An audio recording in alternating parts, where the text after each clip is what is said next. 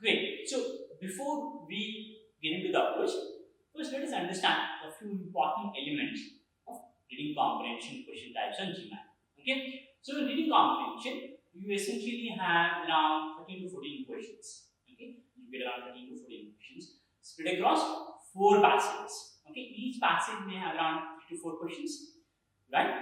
And then there are basically two types of passages: short passages and long passages. Short passages normally between 35 to 50 lines, a paragraph or two, and long passages are between 55 to 95 lines, right? So that's about 3 to 5 paragraphs. Okay, so you may get 2 short passages, 2 long passages, or you may get 3 short passages and 1 long passage, or 1 short passage and 3 long passages, or all the 4 short passages, or all the 4 long passages. What you need to remember here is the length of the passage is not the determinant of how you are performing on the test. Okay, it is completely randomized process. Okay, so you don't have to worry about the length of the passage. Okay, great. Now, having said this, let us also understand what are the kind of topics that are normally tested on GMAT, reading comprehension section. Well, you get pretty much any topic possible on the planet, right?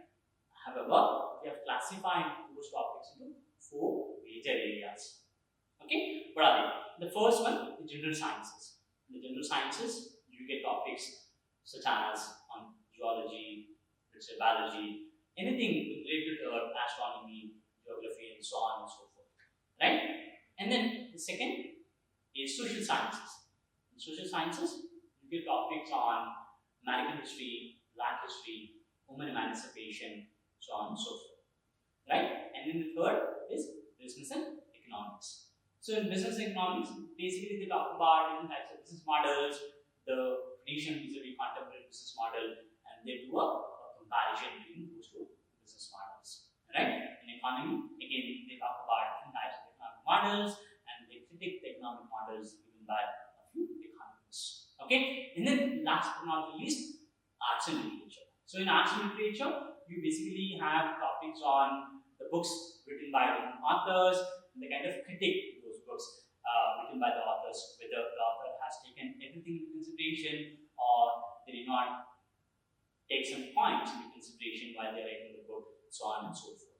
Right? Now, this gives rise to a question saying that do we need to have knowledge in all these topics in order to answer the reading comprehension question types on GMAT? A definite no here. Okay, you don't have to have knowledge in any of these topics in order to grade on reading comprehension section of GMAT.